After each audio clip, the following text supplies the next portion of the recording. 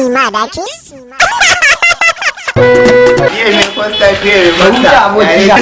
Dole ne in kai ko wajen mai posta kamar mu ne kai kiba ka fi wasu. Kai faɗa mana ayyukan mai posta idan ma ka san shi zaka zo kana ta mana ƙarya. To bari bara ma zunzurutun ayyukan mai posta ya kai 15. Kaga wannan wayar shi yaban, kaga wannan agogon shi yaban, kai hulan kai na ma shi yaban. Gashi ciwon ya gama.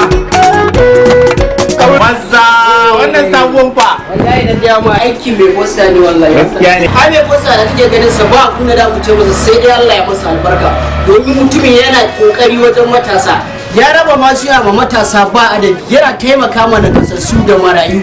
Kai ayyukansa sai dai Allah ya masa albarka ko. Ayyukan mai posta ne. Yadda kwana nan ina ga mu. Bari mu wace kawai.